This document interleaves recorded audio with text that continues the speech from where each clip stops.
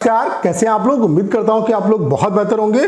Finally SSC ने SSC CHSL 2024 का final जो रिजल्ट है वो डिक्लेयर कर दिया है। जिन भी एस्पिरेंट का यहाँ पे सिलेक्शन हुआ है उनको मेरी तरफ से ढेर सारी कांग्रेचुलेशन। यहाँ पे हम बात करने वाले हैं कि पोस्ट वाइज जो कट ऑफ है वो कितनी क्या रही, किस पोस्ट की कट ऑफ कितनी रही, उसके अलावा मैक्सिमम जो कट ऑफ है वो कितनी रही, मिनिमम जो कट ऑफ है वो कितनी रही, उसके अलावा जो आपकी फाइनल आंसर की है वो कब तक आ सकती है, उसके अलावा सीएचएसएल 2025 की जो बच्चे प्रिपरेशन कर रहे हैं उनको ये वीडियो जरूर देखना चाहिए। यहाँ से आपको एक आइडिया लगेगा कि अगर 2025 में आपको सीएचएसएल के थ्रू एक पोस्ट चाहिए तो आपको कितना क्या टारगेट जो है वो लेके चलना चाहिए। तो ये वीडियो आप सभी के लिए बहुत ज़्यादा हेल्पफुल होने वाला है। अब अगर आपके दिमाग में कोई भी डाउट है तो आप इसके लिए मुझे इंस्टाग्राम पे फॉलो कर सकते हैं। इंस्टाग्राम की जो आईडी है इसका लिंक डिस्क्रिप्शन और कमेंट बॉक्स में पिन किया हुआ है। अगर आपके दिमाग में कोई भी डाउट है, चाहे 2024 के रिगार्डिंग, 2025 के रिगार्डिंग या डॉक्यूमेंट वेरिफिकेशन के रिगार्डिंग, कोई भी आपके दिमाग में डाउट है और आप मुझसे पर्सनली क्वेश्चन पूछना चाहते हैं तो यहाँ पे फॉलो करके आप मुझे डीएम कर सकते हैं। मैं सभी बच्चों का पर्सनली यहाँ पे जवाब देता हूँ। तो इंस्टाग्राम की जो आईडी है इसका लिंक डिस्क्रिप्शन और कमेंट बॉक्स में पिन किया हुआ है। तो आप लोग देख सकते हैं फाइनली जो रिजल्ट है वो एसएससी ने यहाँ पे आपका डिक्लेयर कर दिया है। यहाँ पे वही चीज़ें बताई गई कि कब टियर 1 कराया था, कब टियर 2 कराया, कब पोस्ट प्रेफरेंस भराया गया, वो सारी चीज़ें। जो मेन चीज़ है आपके लिए जो समझने वाली है वो ये, यहाँ पे देखो कंप्यूटर की जो कट ऑफ है उसमें कोई भी चेंजेस नहीं है। जो मिनिमम आपको मार्क्स लेके आने हैं वही कट ऑफ यहाँ पे गई। यूआर कैटेगरी के लिए 13.5, पीडब्ल्यूडी के लिए 9 और उसके अलावा ईडब्ल्यूएस के लिए 11.25, ओबीसी के लिए 11.25 और बाकी जितनी कैटेगरी है उनके लिए 9। उसके अलावा जो आपकी मतलब टाइपिंग के लिए जो मिनिमम आपकी एरर परसेंट अलाउड होती है उसके बारे में यहाँ पे दिया हुआ है। ये एलडीसी के लिए एरर परसेंट है, उसके अलावा डीओ के लिए इससे अलग आपका एरर परसेंट होता है, ठीक है। उसके अलावा यहाँ पे नंबर ऑफ वैकेंसी, जैसा कि आपको पता है कि 500 प्लस वैकेंसी एसएससी ने डिक्रीज कर दी थी और ये एसएससी में बहुत बड़ी कमी है कि लास्ट में जब फाइनल रिजल्ट डिक्लेयर होना होता है तब जो वैकेंसी है वो डिक्रीज हो जाती है, ठीक है। तो अब जो वैकेंसी जिस पे फाइनल आपका रिजल्ट आया वो वैकेंसी आपकी 3421, जिसमें आपकी ईडब्ल्यूएस की 351 वैकेंसी है, एससी की आपकी 485 वैकेंसी है, एसटी की आपकी 228 वैकेंसी है, ओबीसी की आपकी 801 वैकेंसी है और यूआर कैटेगरी की आपकी जो है 1556 वैकेंसी। और इन वैकेंसी के करस्पॉन्डिंग कितने एस्पिरेंट को यहाँ पे क्वालिफाई कराया गया वो आप देख सकते हो। उसके अलावा कितने नंबर ऑफ एस्पिरेंट ऐसे हैं जो अदर कैटेगरी के यूआर कैटेगरी की जो कट ऑफ है उसको उन्होंने क्लियर किया है, ठीक है। उसके अलावा यहाँ पे आप ओवरऑल कट ऑफ देख सकते हैं कि पोस्ट वाइज किस पोस्ट की जो कट ऑफ है वो कितनी गई। अभी मैं आपको कंप्लीट जो चार्ट है वो दिखाऊंगा जहाँ से आपको चीज़ें अच्छे तरीके से सिस्टमेटिक तरीके से समझ में आ जाएंगी कि किस पोस्ट की कट ऑफ कितनी गई, मैक्सिमम कट ऑफ कितनी गई, मिनिमम कट ऑफ कितनी गई। तो अभी मैं आपको डाटा दिखाऊंगा। उसके अलावा फाइनल आंसर की अगर हम बात करें तो फाइनल आंसर की ये भी एसएससी में बहुत बड़ी कमी है कि एसएससी जो है फाइनल रिजल्ट डिक्लेयर करने के बाद फाइनल आंसर की देती है, जबकि रूल तो ये होना चाहिए कि फाइनल आंसर की आप पोस्ट प्रेफरेंस से पहले दो। तो एसएससी को ये सुधार करना चाहिए। इवन 2025 की जो वैकेंसी आ रही है उनमें आप इस चीज़ को इंप्लीमेंट करो कि फाइनल जो आंसर की है वो पोस्ट प्रेफरेंस से पहले दो। इससे क्या है कि बच्चे को उसका एक्चुअल जो स्कोर है वो पता चल सके और एग्जैक्ट वो पोस्ट प्रेफरेंस बढ़ सके। तो फाइनल आंसर की कुछ दिनों के बाद आ जाएगी, जैसे ही आएगी उसके रिगार्डिंग मैं आपको इन्फॉर्म करूंगा फाइनल आंसर की, और आपके जो फाइनल मार्क्स है वो कुछ दिन के बाद एसएससी पब्लिश कर देगी।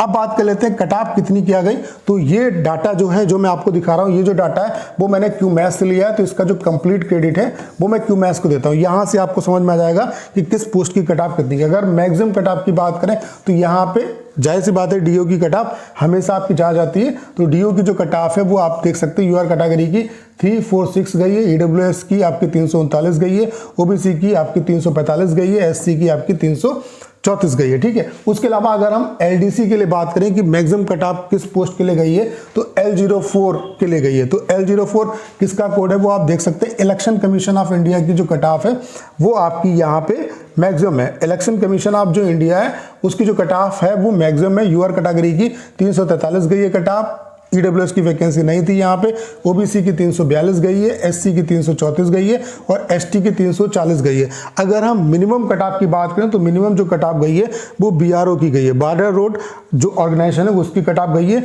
और ये जो पोस्ट है वो केवल मेल जो कैटेगरी है उनके लिए होती है, ठीक है। तो यहाँ पे जो मिनिमम कट ऑफ है वो यूआर कैटेगरी की 322 है, ईडब्ल्यूएस की 321, उसके अलावा ओबीसी की 321, यानी कि ईडब्ल्यूएस और ओबीसी की कट ऑफ में कोई भी डिफरेंस नहीं है, ठीक है। और यूआर की कट ऑफ और ईडब्ल्यूएस ओबीसी की कट ऑफ में सिर्फ 1 नंबर का डिफरेंस है। उसके अलावा एससी की कट ऑफ 309 है, उसके अलावा एसटी की जो कट ऑफ है 295, बाकी जो अदर कैटेगरी है उनकी कट ऑफ आप देख सकते हैं। तो जो भी एस्पिरेंट सीएचएसएल 2025 एग्जाम की प्रिपरेशन कर रहे हैं वो यहाँ से देख सकते हैं कि मिनिमम इतने नंबर 2024 वालों को लाने पड़े फाइनल सिलेक्शन के लिए। तो आपको इससे ज़्यादा का ही टारगेट लेके चलना है अगर आपको यहाँ पे एक पोस्ट चाहिए। तो यही रियलिटी है। अगर कोई आपको इससे कम बता रहा है तो वो कहीं ना कहीं आपके साथ मजाक कर रहा है। आप यहाँ से रियलिटी समझ सकते हो कि कितना आपको मार्क्स लाना होगा, और हर साल कंपटीशन भी बढ़ता है तो उसके हिसाब से इससे ज़्यादा ही मार्क्स पे अगले साल सिलेक्शन होगा। उसके अलावा अगले साल कितनी वैकेंसी आती हैं, ये सारे फैक्टर भी यहाँ पे काम करेंगे।